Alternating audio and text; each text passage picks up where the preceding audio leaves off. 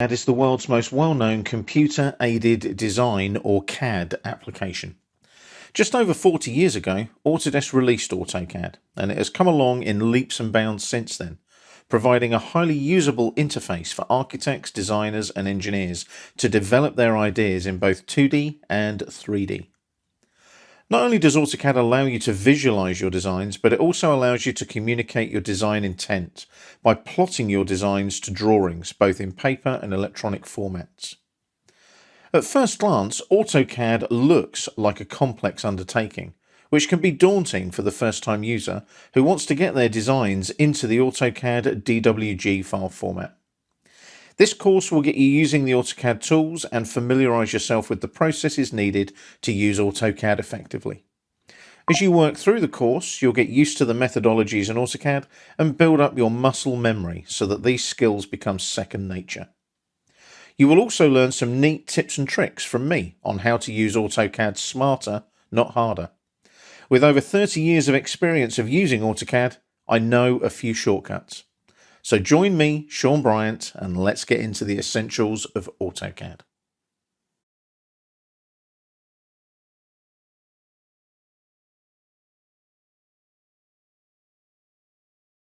So here we are in AutoCAD 2023, and you can see we've got a floor plan open. Open it up in your version of AutoCAD to check out what a 2D floor plan drawing actually looks like when you're working on it. So what are the advantages of AutoCAD? AutoCAD is the world's most well-known computer-aided design application. Computer-aided design is often known as CAD for short.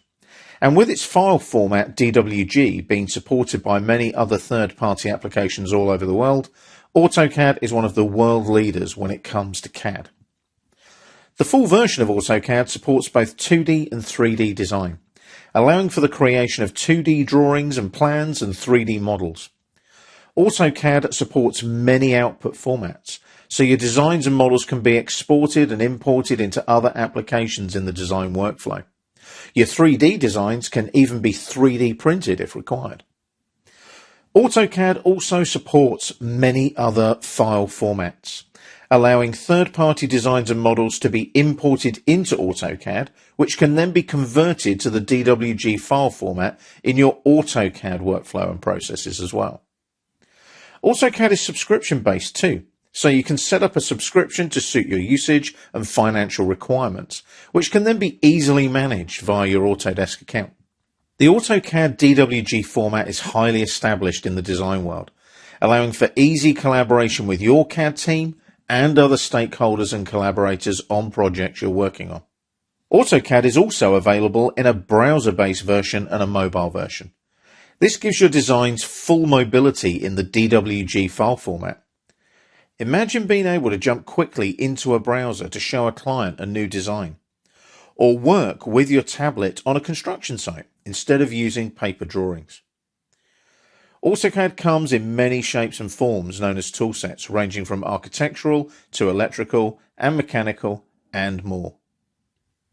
So take advantage of AutoCAD, the world's leader in computer-aided design, and learn everything you need to know to get started. Join me, Sean Bryant, as I take you through this AutoCAD Essential Training course. I'll teach you everything you need to know to start your AutoCAD journey. So let's get started, shall we?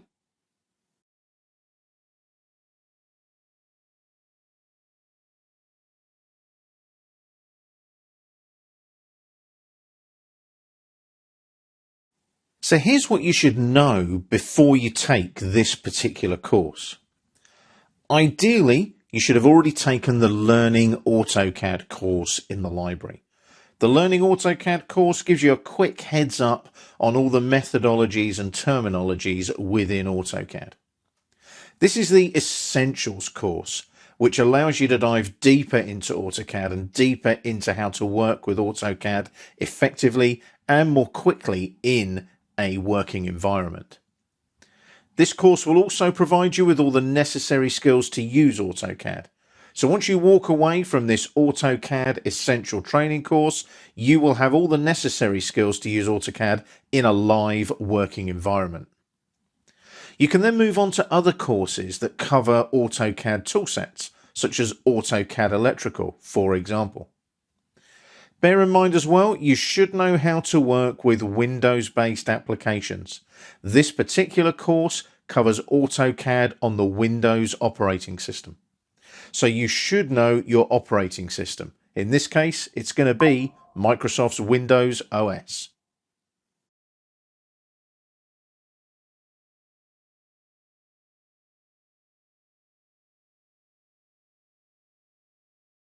All of the exercise files for this particular course can be downloaded from the LinkedIn Learning Library. They can be downloaded by way of a zip file and then stored locally or perhaps on a server somewhere. All the DWG files are saved in a 2013 DWG file format. The DWG file format is the native AutoCAD format. And the reason we've saved it back to a 2013 DWG format is it means you don't have to be using the latest version of AutoCAD to follow along with this particular course. You can go all the way back to AutoCAD 2013, hence the 2013 DWG file format. I'll let you know what file you need to use for each video. There'll be a little prompt at the beginning of each video so that you know which video you should be using and, more importantly, which DWG file is associated with that video. Store the exercise files in a known location. Once you've downloaded them, they're normally in a zip file. Unzip the exercise file so that you know exactly where they are. And then you can have the exercise file open before starting the video.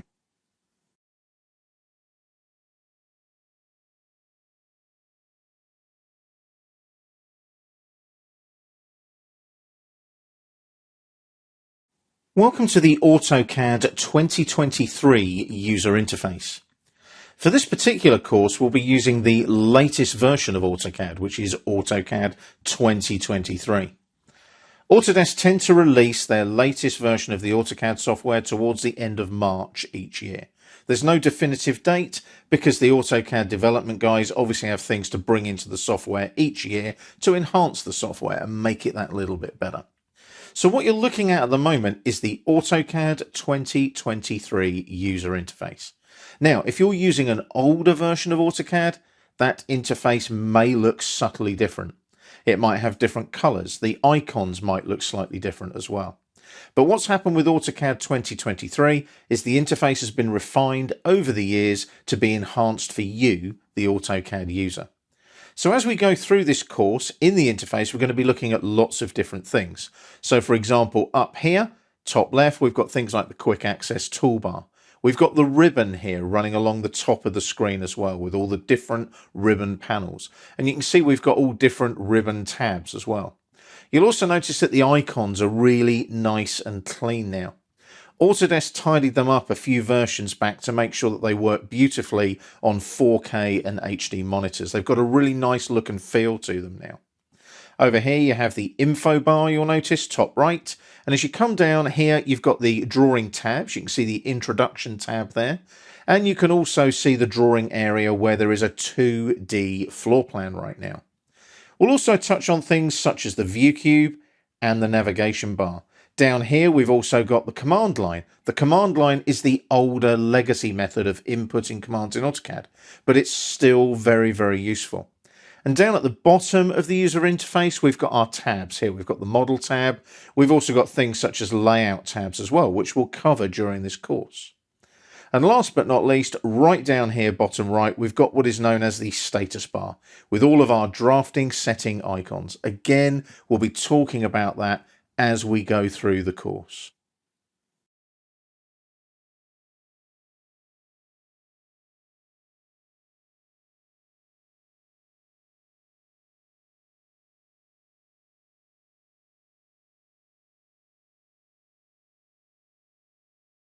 We're starting a new chapter now in our AutoCAD Essential Training course, and we're going to be taking a look at the AutoCAD user interface. We're going to jump into it in a bit more depth now and go through individual pieces of functionality within the user interface. We're in the interface.dwg file. As you can see, it's a 2D floor plan. You can see the chairs, the desks, the grid lines, the dimensions, the walls, the doors, etc. And we're going to be utilizing this type of drawing all the way through this particular course as well, unless we jump into a different type of drawing for a different workflow or methodology. So we're in the interface.dwg file, and the first thing we're going to look at is the application menu. Now, Autodesk have an application menu in every single one of their products. It's located in the top left corner of the application screen. So if we go over to the top left corner, you can see an AutoCAD, AutoCAD. There's our red AutoCAD application menu icon that we click on. And there's our application menu. Now, this is, as it says on the tin, really, an application menu. So what it allows you to do is work within your application. So if I start working down the list on the left, I can open up a new drawing or a new sheet set. We don't actually cover sheet sets in this particular course. There is a separate course in the library for that. But I can open a file. I can open a file from a sheet set perhaps, or from the AutoCAD web and mobile folders. Again, we'll touch on that later in the course. I can save. I can also save as. I can save to different types of files within AutoCAD. You can see there's various ones there listed. The majority of the time we'll be working with the drawing file here, the DWG. I can import files into AutoCAD. I can export files out of AutoCAD as well. And you can see they've all got their relevant little icons as well. You'll notice that if I'm exporting out as something like a DWF file, you've got the A and the little DWF underneath.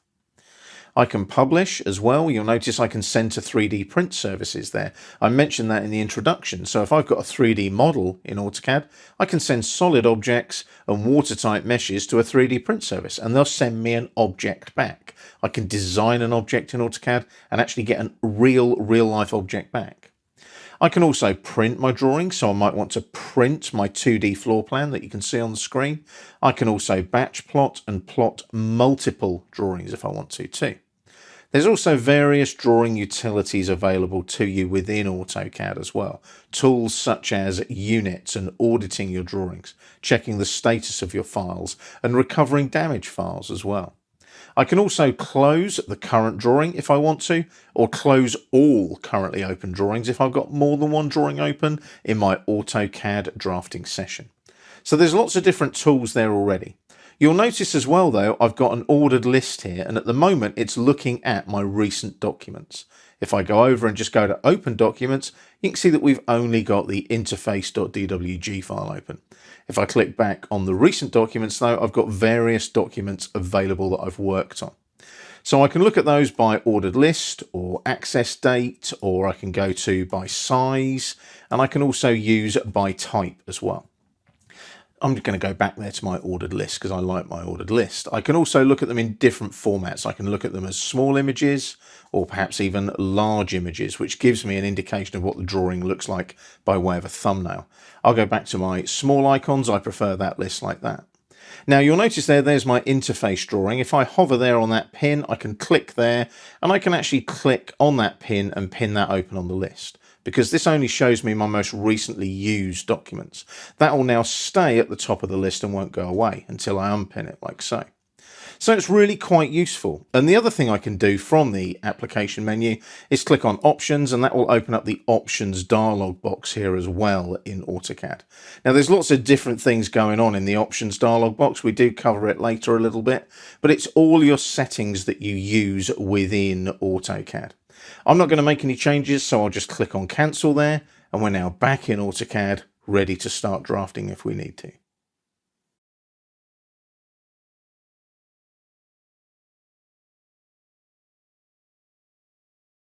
We're staying in our interface.dwg file, and we're going to take a closer look now at the AutoCAD info bar. That's located in the top right corner of your AutoCAD application window.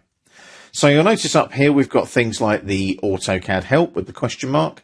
I can click there to access the AutoCAD help. Now bear in mind the AutoCAD help is all internet based now. You have to have an online internet connection, but you can, if you want to, download offline help screens and install them on your computer if you know you're going to be working somewhere without internet. Just click on this little down arrow here and you can access the help there, and there's also an option to access the offline help. Moving along the info bar, I can also connect with the Autodesk Online community to things such as Facebook and Twitter and Instagram and so on. They're all online. There's some great AutoCAD videos, for example, on the Autodesk YouTube channel. Notice as well here I can go to the Autodesk App Store. The Autodesk App Store is very much like the App Store for your phone. You can go and download apps that you can use in conjunction with AutoCAD, or third-party apps that run inside AutoCAD as well. Moving along, you can see now my username and also this little blue head and shoulders icon. That's my Autodesk account, and that's really important because AutoCAD is now a subscription-based piece of software. I have to be signed into my Autodesk account to gain access to AutoCAD. So that little blue head and shoulders there indicates that I am signed into my Autodesk account and I have access to my AutoCAD software. Last but not least, we've got a little magnifying glass here that allows us to search for search results in the help screens. So I can type in a keyword or phrase here. Let's say I'm looking for the line command, which is one of the more commonly used commands in AutoCAD. I can type in line and just press enter, or click on the little magnifying glass, and that'll open up the AutoCAD help screens and search for any commands or text that has the word line in it. I can then obviously work with that search and find the information that I need for the word line in the commands in the help screens for AutoCAD.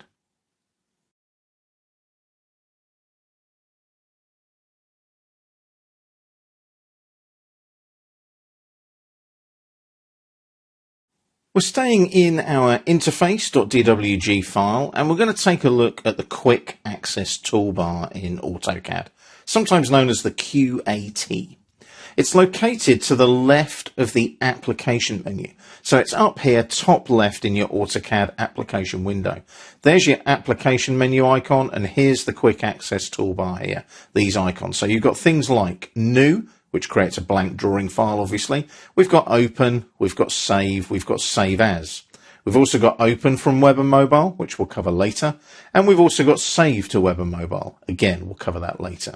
We've also got a quick plot icon there, so I can just click on that at any time and plot my drawings. We've also got undo and redo. We've also got this one here that looks a bit like an eject symbol on an old CD player, for those of you that are old enough to remember CD players.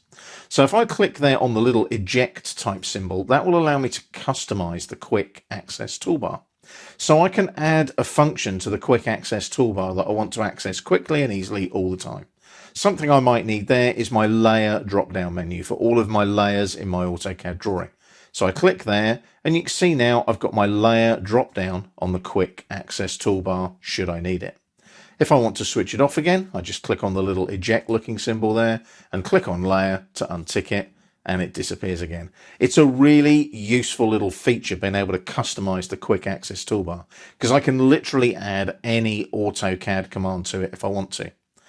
For this particular course, I'm just going to try and leave it as simple as possible and leave it set to its default settings. But it's up to you if you want to add extra commands and functionality to your AutoCAD quick access toolbar.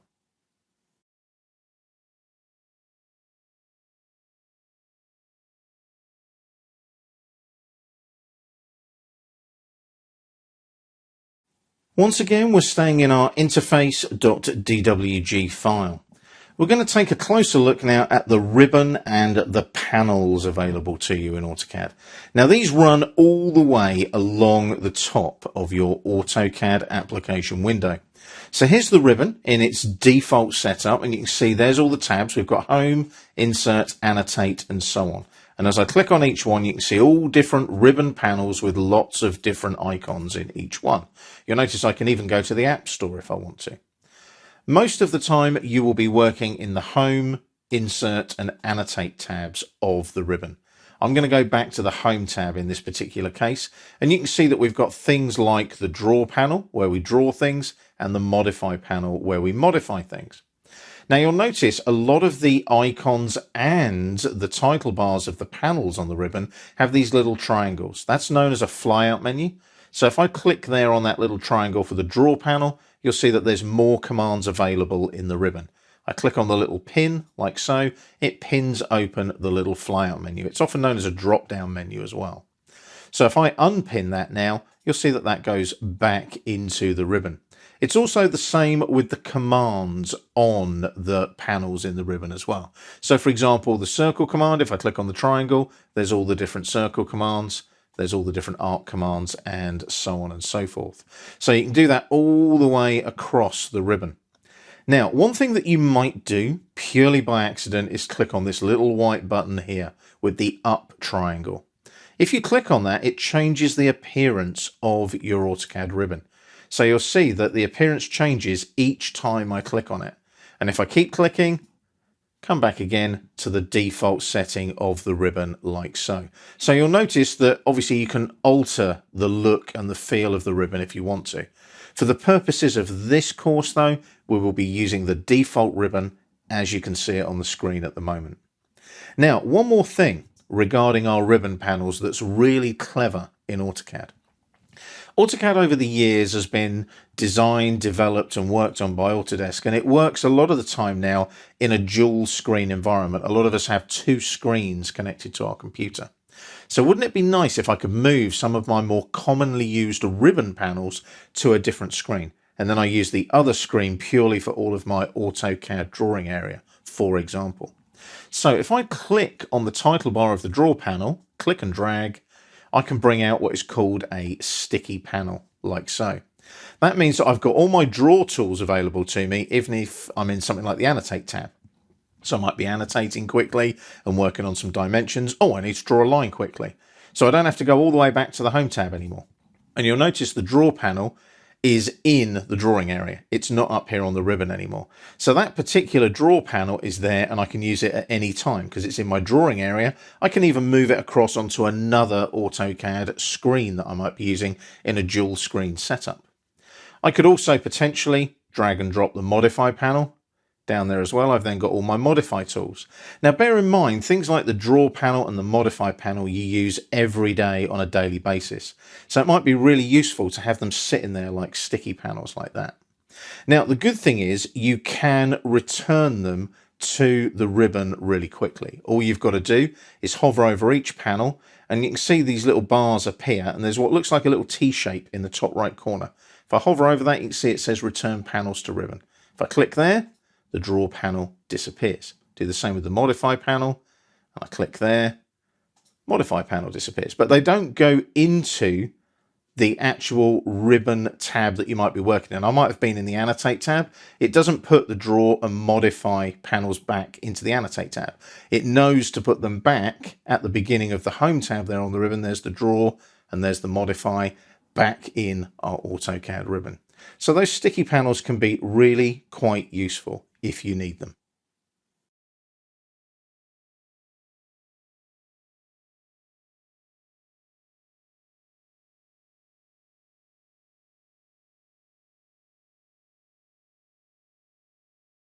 Once again, we're staying in our interface.dwg file, and it's so much easier to work in AutoCAD when you've got an actual drawing file open.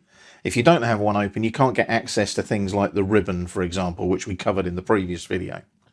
Talking of the ribbon, I want to talk about now workspaces in AutoCAD and how you can utilize workspaces to customize your user interface a little bit. Workspaces are really useful.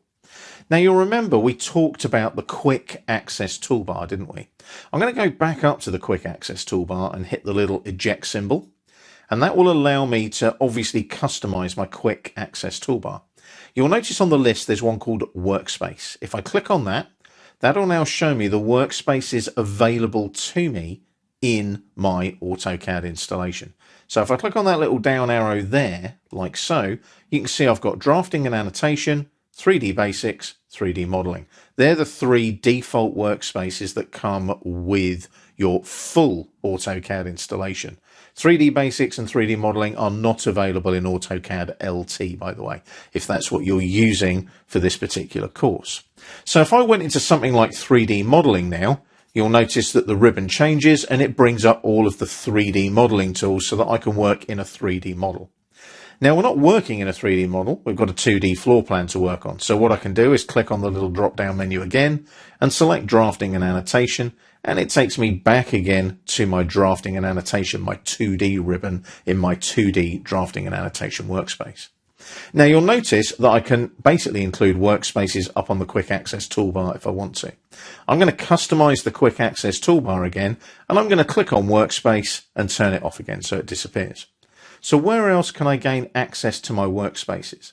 I can come down here, down on the status bar there's a little gear wheel cog here, click on the little arrow next to it, and I can switch between my workspaces there as well. So there's 3D modeling, click on it, and you can see that the workspace changes. Come down here, click on the arrow again, go back to drafting and annotation, like so. Now, another thing I showed you is how to use those sticky panels on your ribbon. Let's do that again. Let's click and drag on the draw panel on the home tab on the ribbon, and I'll drag that into the drawing area. I'll do the same with the modify panel as well, like we did before. So they're now floating somewhere, and I've customized my AutoCAD workspace. Now I can save this and keep it as my workspace. Let's go down to that little cogwheel on the status bar and click on the arrow. Let's do a save current as. I'm then prompted to save the workspace. So my initials are SCB. So let's put SCB-AutoCAD and then another space and then 2D. It's my AutoCAD 2D workspace. So I'll click on save now. And that now saves all of those settings in my own workspace. So when I click on the little flyout now, I've got an extra workspace, and you can see the tick next to it. That's the workspace I'm using. My SCB AutoCAD 2D workspace with my little sticky panels floating around in the drawing area. If I select drafting and annotation now, watch what happens. You'll notice that draw and modify are now back in the ribbon, like so. But if I jump down here and select my workspace, SCB AutoCAD 2D, you'll notice that my little panels are floating again. I've got my sticky panels floating in the drawing area. So that's how you can make some little customizations to your user interface using the Workspaces tool in AutoCAD.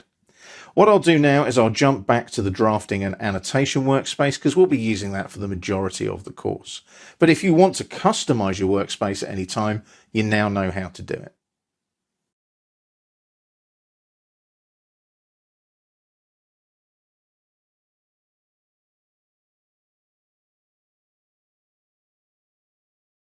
We're staying in our interface.dwg file, and what I want to just take you through very, very quickly is the difference between an AutoCAD palette and an AutoCAD dialog box. Now, dialog boxes are a standard feature of the Windows operating system, and there's many dialog boxes that you'll use when you're using AutoCAD because AutoCAD is running on that Windows operating system. But AutoCAD also has these things called palettes. Now, there's lots of different palettes available. If you go to the View tab on the ribbon, there's all these different palettes that you can use here, for example. Now, I'm not going to go into all of those right now. What I'd like you to do is go back to the Home tab on the ribbon, and we'll open up a specific palette that we're going to use quite a lot. And that's the Layer Properties Manager. So it's Home tab on the ribbon, Layers panel here, and click on Layer Properties. And this will show you all of your layers in this particular AutoCAD drawing. And you can see they're all different colors, all different line types, different line weights, different names, and so on. But I'm not worried about the actual content of the Layer Properties Manager. What I want to get across is that the Layer Properties Manager is a palette. And it's kind of a programmable space that the AutoCAD developers use. So I can search for a layer up here in the palette, for example. I can go to the settings of the palette as well. You'll notice there's all my layer settings. I can also dock the Layer Properties Manager, so I can click and drag and dock it over here to the left. And can you see it docks now and is fixed over here on the left-hand side of my drawing area in AutoCAD. I can click and drag on the title bar again and drag it back out again and release, and then it will come back into the screen as a floating palette, like so. I can also click on this little funny icon here, Auto Hide. That will hide all the contents of the palette, and then when I hover over the title bar, they come back again and I can go and work in the palette. If I click on that Auto Hide icon again, it's not auto hidden anymore, it just stays there like it does on the screen when you first open it. So the Layer Properties Manager is an AutoCAD palette. And it has different bits of functionality. If I right click on that title bar as well, you'll see that I can anchor it to the left or the right. I can control the transparency of the palette. I can switch auto hide on and off. I can allow docking. I can close it, change the size of it and move it around as well. So if I just hit escape a couple of times, that'll lose that menu. And then I can click on the little cross here and that will close the Layer Properties Manager palette. Now, a dialog box is just a standard Windows dialog box. Like I said, there's loads of them within Windows and Windows-based applications, including AutoCAD. If I go to the Insert tab on the ribbon, this is all where we start working with things like blocks and references and so on, and importing information into AutoCAD. But if we go to the block definition panel and just click where it says create block and click on the little sort of down arrow, the little flyout triangle, and you can see we've got a couple of commands coming off of that flyout menu. Just click on create block and that will open up the block definition dialog box. So now you can see the difference. A dialog box, I can move it around, no problem. I can click and drag on the title bar. The title bar in a dialog box is always horizontal like that. A palette, it's always vertically down one side like it was in the Layer Properties Manager. And you'll notice with these, I can't dock them. They just kind of drift away off the screen. They're not dockable either. So that's a regular Windows dialog box. And you've got buttons that you can click on. These are called radar buttons. These are called tick boxes. And you've got input boxes and so on. You can also put descriptions in like text fields as well, and that describes the block with some text. You can give it a text description if you need to. I'm not going to create a block, I'm going to click on cancel, but it just gives you a quick heads up as to what the difference is. So something like the Layer Properties Manager in the Home tab on the ribbon is a palette, and then if you go to the Insert tab and start creating blocks, the block definition dialog box is a regular Windows-based application dialog box.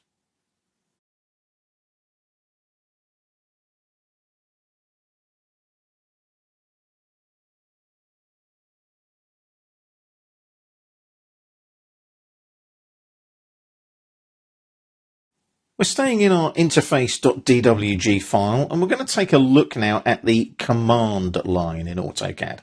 That's this one right down here at the bottom of the screen where it says type a command. If I hover over it, it highlights, and when I click in it, I get a little cursor. So if I type in something like line, which is a very commonly used command in AutoCAD, you'll notice that I get a suggestion menu pop up. So it's letting me know all the different commands that have the word line in it. Now it's pretty obvious that the one that I want is line and it's at the top of the list. If you look at it in the suggestion menu list and then look top left of your AutoCAD screen in the draw panel, you can see the icon there for the line command in the draw panel as well. And you can see the icon is next to the word line in the suggestion menu on the command line. So if I now press enter, you'll see now that I get specify first point. If I come into the drawing area though, I've also got specify first point near my little crosshair there. That's dynamic input. We'll cover that in a moment. I'm just going to hit escape a couple of times now just to cancel that command. And you'll notice there that the command line says cancel as well. If you ever get into a command that you don't want to use, just press escape a couple of times and it will cancel the command for you. Now, the actual command line is movable. I can click on these little bars here where the dots are, and I can put the command line wherever I want it to go. I normally dock mine down here, bottom of the screen. And it's just the quickest and easiest place to obviously dock it. Don't click here on this one. That closes the command line. Don't ever close your command line. You always want it there because you never know when you need to keep an eye on the input in a command in AutoCAD. You've also got settings here. I can click here on the little spanner and customize it. And I can change the transparency of it and the options and input settings and so on. There's all different settings I can fool around with there. Again, I've never changed the settings of my command line in AutoCAD ever in my 30 years plus of experience. I just use the default settings. So as I said, the command line is there to type a command in. So I click there and I can type a command in. But it's also very useful for checking previous commands and previous input. I can click on this little arrow here at the end, command history. And there's all the information there. So you can see there that I've got all the different workspaces. Can you see that there? WS current is when I was changing the workspaces earlier. You'll also notice there's some cancels there where I've hit escape to cancel a command, but you can see there where I've typed in the line command and it's prompted me for that first point of the line, and you can then see cancel again when I hit escape to cancel the line command. To close that again, I can just click on the little arrow there. You can also use the function key F2 on your keyboard if you wish to expand the command line like I just did. But that's the command line in a nutshell in AutoCAD. And it's the old way of typing in commands. I used to type in every single AutoCAD command in full back in the day when I first started using AutoCAD. The command line was my go-to tool for operating AutoCAD. Now we've got a mouse, we've got a ribbon, we've got a drawing area, we've got tabs and icons and so on. So things have changed as we've moved through the development of AutoCAD. But the command line, never ever close it, never ever change it. It's always useful and it's always good just to have there docked at the bottom of the screen, just in case you need it.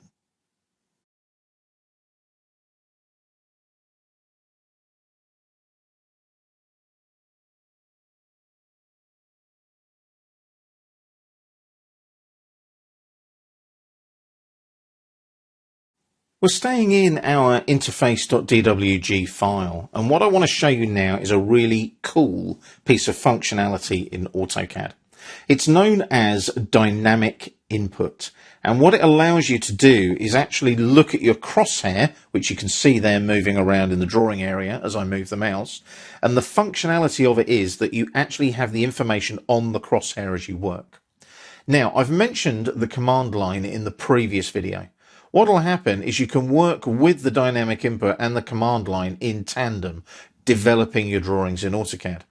But before we look at dynamic input, sometimes known as DIN mode, you need to just have a look at your status bar, bottom right of the screen. So we've got various icons available to us there. You can see all our drafting settings. If you go all the way along to the little 3 lines at the end and click, that allows you to customize your status bar. So if I click on customization, you can see there that I've got various tools, lots of them available to me. About a quarter of the way down from the top, I've got dynamic input. Just click on it and you'll see a little tick appears next to it like so. Come down to the little 3 lines, the customization icon again, and click again to close the menu. So dynamic input is on by default in AutoCAD when you start it up in the later versions. And it's this little icon here on your status bar. So there's DIN mode, dynamic input, and it's on. So if I now go up to the line command here in the draw panel, and I click on the line command and come into the drawing area, you can see I get the prompt next to my crosshair asking me to specify the first point. You can see it there like so as I move the crosshair around. You'll also notice down on the command line, you can see that my line command has kicked in as well. So you can see you can work in tandem with command line and dynamic input. But here's the clever bit. If I now click somewhere in the drawing and drag, I'm drawing my line, there's my first line segment, all of that dynamic input information is there on the screen. The length of the line, the angle of the line from the horizontal 0 line, and it's also prompting me to specify the next point. So I can just type in values such as say 11,000 in this case. And then if I just tab, just using the tab key on the keyboard, I can now put in an angle of 45 degrees there and tab again. And can you see it's locked a distance of 11,000 for the line and an angle of 45 degrees. That's what dynamic input's all about. You're doing it all on the screen in front of you like a heads-up display. The whole idea of dynamic input is it stops you reading the subtitles. You've always watched a foreign movie, and what have you done? You've looked at the subtitles to understand what they're saying rather than concentrate on the action in the movie itself. That's exactly what dynamic input is doing for you. You're seeing the action heads up while you're drafting rather than having to look at the command line all the time. I'll just hit escape a couple of times now just to cancel the line command. And you can see there the cancel pops up on the command line again at the bottom of the screen. And what's really nice, it fades away as well, which is quite... Grey is off, blue is on. So if I click on it and it's grey, and I now type in line, watch what happens. It appears on the command line. I press enter.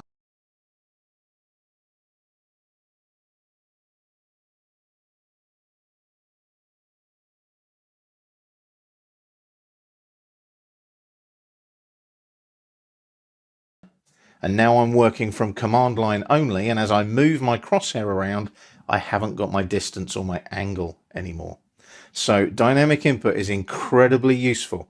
I'll just hit escape a couple of times to cancel the line command again, and I'll switch DIN mode or dynamic input back on again there, like so. Now, one more thing before we leave dynamic input. If I right click over that icon and select dynamic input settings that pops up, I can go in and I can set all of my dynamic input settings in the drafting settings dialog box. There's the dynamic input tab, drafting settings there. I can enable pointer input, change the colors, the settings, and so on. I will say that I've never changed my dynamic input settings in all the time they've been available in AutoCAD. So I'm going to click on cancel there and just leave all the default settings running as I normally do when I work in my AutoCAD drawings. But that's dynamic input in AutoCAD for you to use while you're drafting.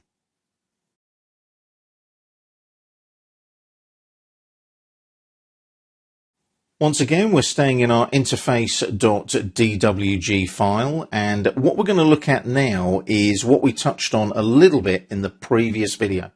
We're going to take a look at our status bar in the bottom right corner of your AutoCAD application window.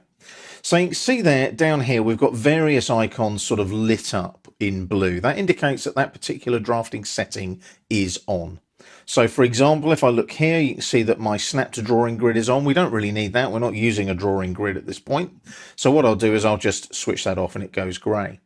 Dynamic input we talked about in the previous video, so we can leave that one on. Orthographic or ortho mode should be off. Polar tracking is on. You'll notice here ISO draft is off. We don't need that either at the moment. Object snap tracking should really always be on, as should your object snaps. And again, we're going to cover all of the functionality of these later on in the course. But as you can see, there are certain ones that I have switched on all the time that are blue.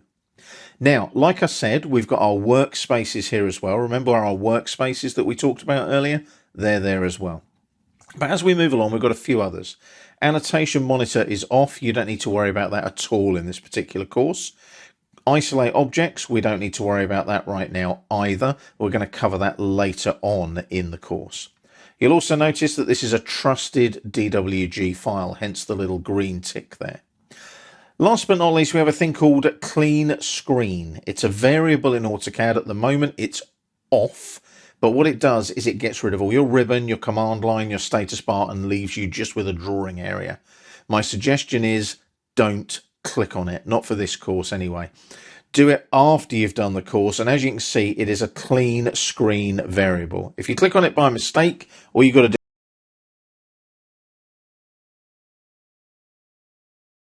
type clean screen. So if I type that in, that comes up. My typing is terrible today, as you can see. So there you've got clean screen on, clean screen off. So if you type it in, it comes up on the suggestion menu. So clean screen on, you select it and it's on. Clean screen off means that clean screen is off. So you've got the variables there if you need them, if you click on it by mistake. Hit escape a couple of times if you have typed that, just to get rid of your dynamic input. Last but not least, we did touch on this with the dynamic input. I can click here on the customization icon. It brings up my status bar list of all the functionality that I can have in my status bar. Suggestion, do not switch it all on at once. You'll end up with a very packed status bar, which kind of gets a little bit confusing. What I will suggest though, we've already put dynamic input on. There's a couple of others I'd like you to switch on for this course. One of them is coordinates right there. So get the little tick next to coordinates, and about a third, I don't know, maybe even half of the way down, you've got line weight as well. So we'll switch on line weight, coordinates, and if you haven't done it already, dynamic input. Make sure that they're all ticked. Then we come down here to our little 3 lines again, click again, and that loses the customization menu. So what you'll notice now is we've got coordinates there that we've switched on. As we move our little mouse around, the crosshair picks up the coordinates. As we come along, there's dynamic input that we switched on earlier. And if we come along a little bit further, there's line weight there, the line weight display. Show or hide line weights in your drawing. Now, if you click on line weights, you'll see that certain lines get bolder because they have a certain line weight associated with them. Line weight is now blue and on. If I click on it again on the status bar, it turns it off. You'll find most of the drafting settings on the status bar. It's a click to turn them either on or off. But we will cover a lot of those later on as we work through this particular AutoCAD Essential Training course.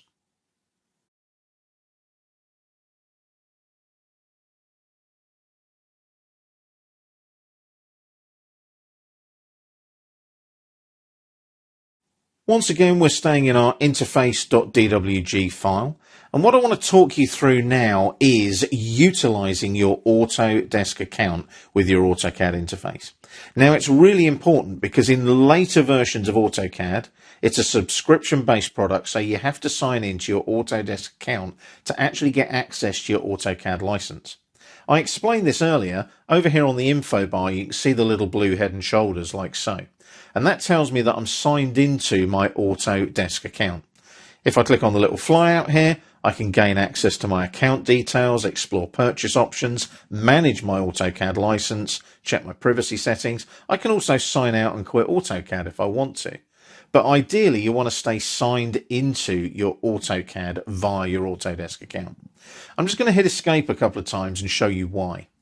Because it's now a subscription-based piece of software, AutoCAD gives you access to your web and mobile servers. Now, if I just go up here and hover again, like so, can you see there it says it gives me access to online servers that integrate with my desktop software? So what that means is not only do they integrate with the license server so that I can use my AutoCAD license, but they also give me access to AutoCAD web and mobile folders. Now, these are available over here on the quick access toolbar. There's open from web and mobile, and there's save to web and mobile. And what this means is I can save my drawings to those web and mobile folders so that I can use the AutoCAD web app in a browser to view my drawings. I can also view my drawings in the AutoCAD mobile app, as long as those drawings are saved to those web and mobile folders. Now, those web and mobile folders are in this thing that you've probably heard of already, the cloud. So basically what I'm doing is I'm saving a drawing to an Autodesk server somewhere on the planet, and it means that I can then sign in via the internet, via the mobile app to gain access to my drawings. The major benefit is the mobility. You can literally take your drawings anywhere now. They don't have to sit on your desktop PC or your laptop anymore. So if I now went to open here from web and mobile, what this will do is it will allow me to open up a drawing from my web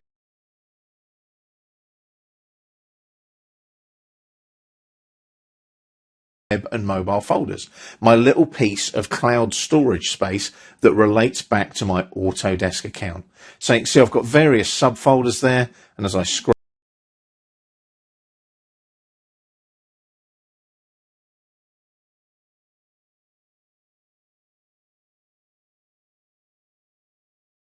down, there's all different drawings and things that I've been working on. So these are all stored in the cloud in my AutoCAD web and mobile folders.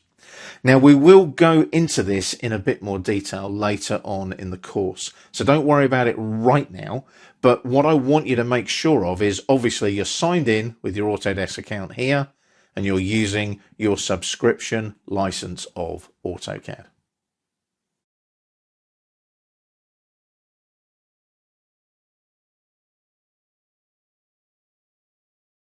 We're starting a chapter now in our AutoCAD Essential Training where we're going to be taking a look at the units and the options in AutoCAD. So when you open up the drawing, you can see that we're in the Model tab, and there's a floor plan available in the Model tab. We won't need to go into any of the layout tabs at this point. We're just going to look at the unit settings in this particular video. Now, the quickest way to get to your units in any AutoCAD drawing is just to literally type units. And you can see it pops up there on my dynamic input on the suggestion menu. So I just type units and I press enter. That's it. Quick and easy. This will bring up the drawing units dialog box. Now, there's a number of things in here that we can ignore immediately because we're not actually working in 3D right now.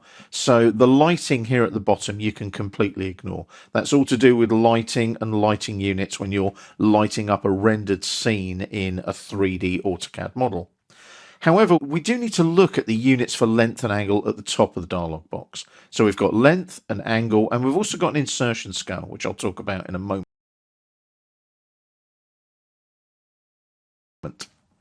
So length is the length of a line, for example. So do you want that in a particular type of unit?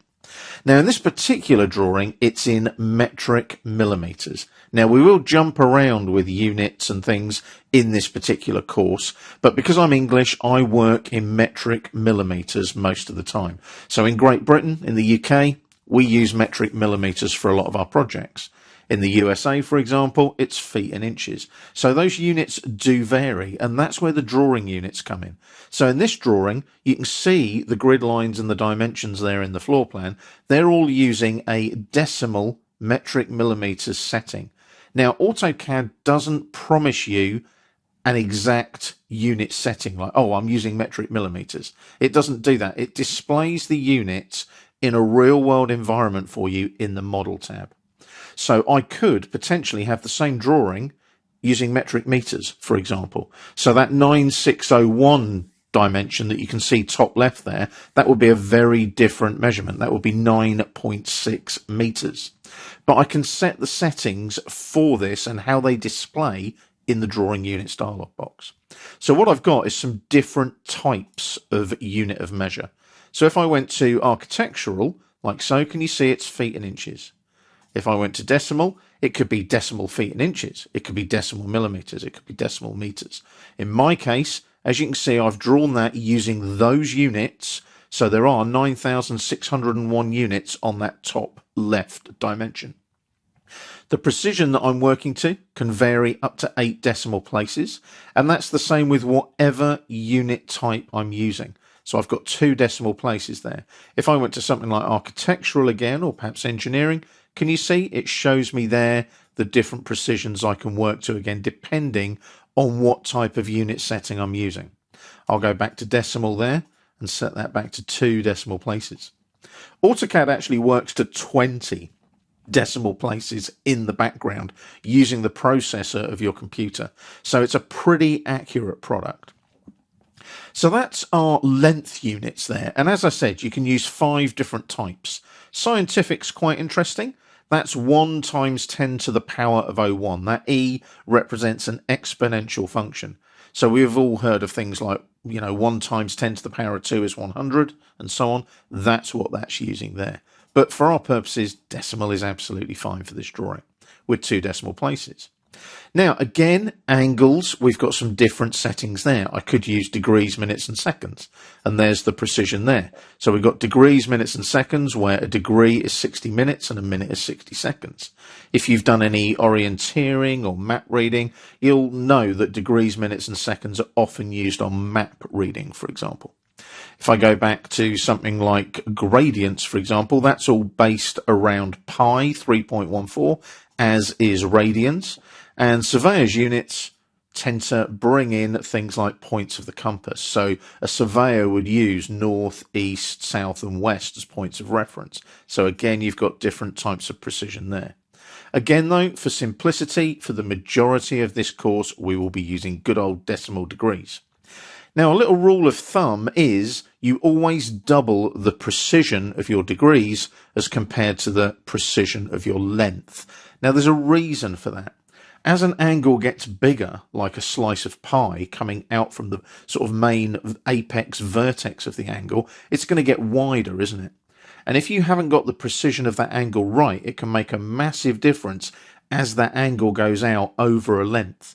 So it's really important that you make sure that you've got a suitable precision for your angles to avoid any sort of like transferred errors there. So for example, you might round an angle up to 42 degrees, but it might actually be 41.67 degrees. As that angle goes out like that piece of pie shape, that distance, that measurement of that arc across that angle gets bigger and bigger depending on the length of each side of the angle. So it's really important that you set those precisions properly in your drawing units. We also have here the clockwise button. I can switch that on or off. By default, most AutoCAD drawings measure their angles counterclockwise or anti-clockwise. So that box tends to be unticked. You may have project settings or company settings where that box is ticked for various reasons. But for the purposes of this course, we will be using the counterclockwise rule for things like angles and arcs, etc. Now, an insertion scale here tells me which units to scale inserted content to. So in this particular drawing, I'm using metric millimeters, so I would go and select millimeters. Now, there's a big list of units here. AutoCAD is compatible with all of these units, even parsecs down at the bottom of the list. I'm sure we've all heard Captain Kirk mention parsecs. I'm sure we've heard parsecs mentioned in Star Wars. Yes, they are a massive unit of measurement, but they're there, along with things like astronomical and light years, going all the way down to things like millimeters, for example, and micro inches. So you've got all different types of units that you can scale inserted content to. In my case, I would want any content to scale to millimeters because my drawing is in millimeters in this particular case. You also get a little sample output there as well, showing you what your output will look like. So there's an angle there with the 4 decimal places and some distances with the 2 decimal places. And also we've got direction here. Just click on the direction button and you can see there that we can set our base angle. Now, at the moment, our base angle is going to the east, to the right. That is where 0 degrees is. If I'm measuring counterclockwise, going up to the north, that's 90 degrees, and so on going around the points of the compass. And again, we will stick with east as 0 for the majority of this course, unless I tell you otherwise. So we'll click on OK there, and we'll click on OK there, and all of our units are now set in our AutoCAD drawing.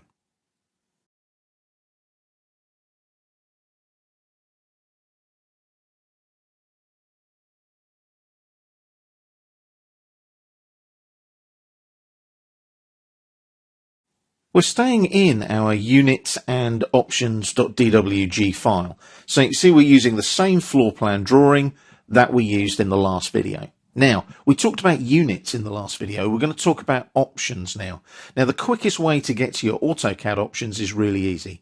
Make sure you've got no objects selected, no commands running, and just right-click. And on the shortcut menu that pops up, go down to the bottom and select Options. What will happen is the Options dialog box kicks in, and as you can see there, lots of different tabs along the top of the screen there. Can you see?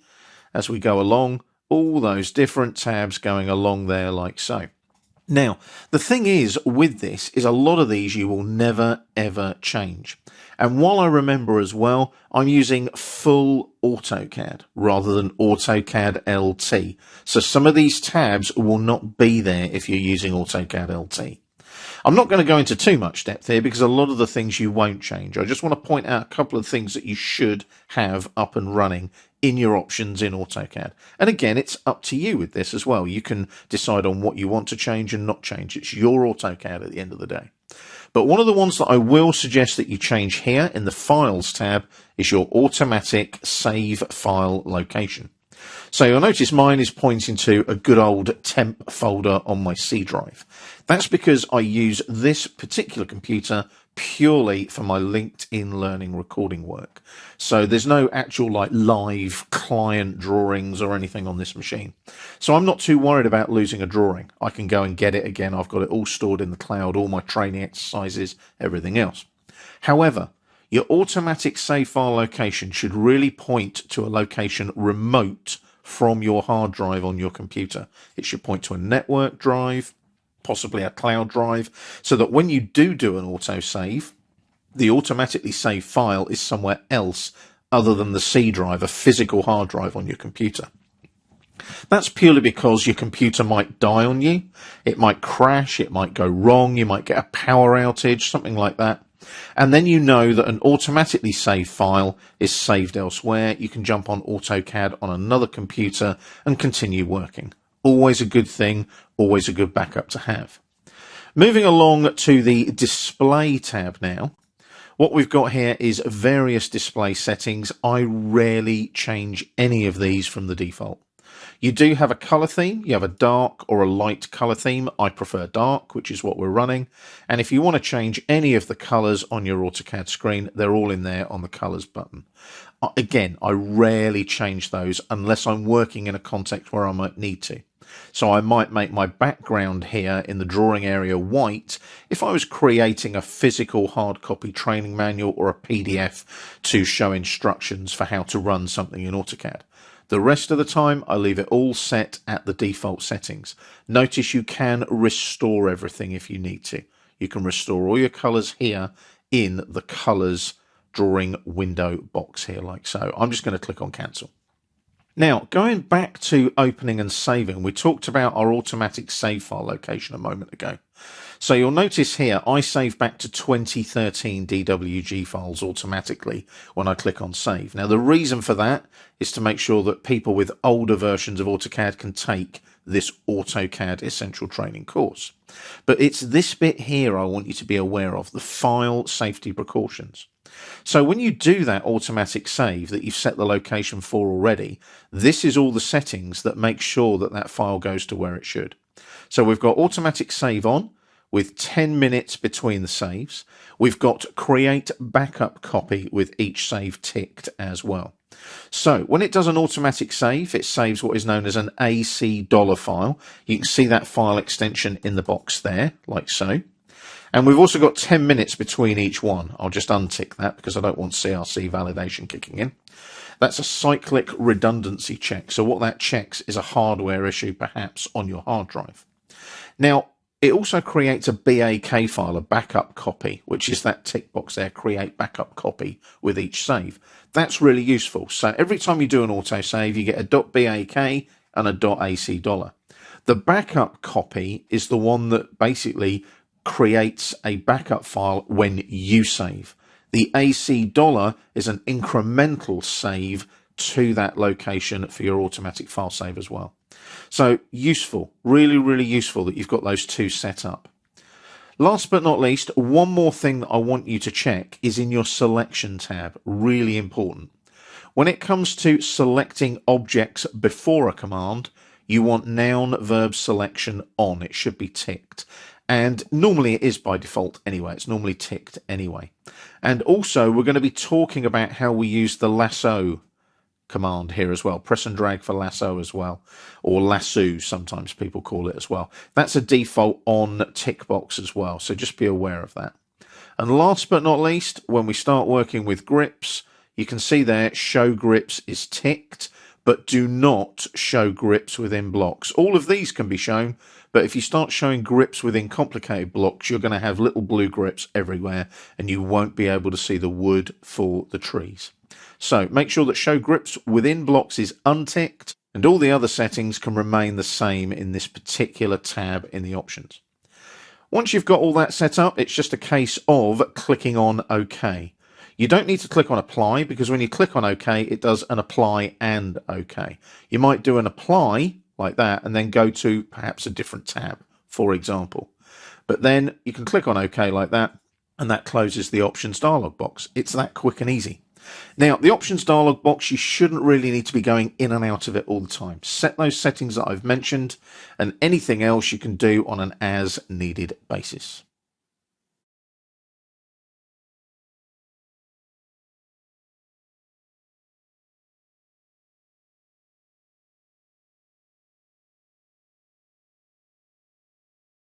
We're starting another video in this chapter now, and we've got a different drawing for you. It's called unitsmetric.dwg, and the whole drawing is set up to use metric millimeters. What we'll do in the next video is I'll talk you through how we use imperial units, feet and inches. And it's actually the same floor plan, but just scaled to suit the particular unit settings. So in units metric, like I said, we're using metric millimeters. Now, what you would normally do in the model tab in a drawing is draw everything real life full size. So the way to check the units of a drawing are to measure distances. Now, obviously, we've got distances. We've got grid lines there with dimensions, and it's pretty obvious that they are in millimeters. There's no way they'd be meters or feet or inches, otherwise we'd have some very big buildings going on. So the way to just quickly put everything into context is to use something sensible like a doorway or a known distance. So if I zoom in on this doorway on the right here, come right in close on the doorway like that, I can utilize the measure tool in AutoCAD to check this. So if I go to the Home tab on the ribbon, Utilities panel there, and just click on the measure flyout and select distance.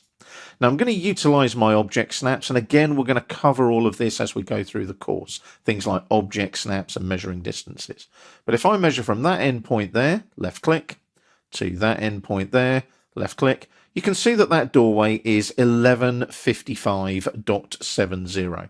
So that's 1155 millimeters. 0.70. So it's roughly 1.15 meters. So if you think about that in context, you know what size that doorway is. If you think about it, it's not going to be 1155 meters, is it? It's going to be 1155 millimeters.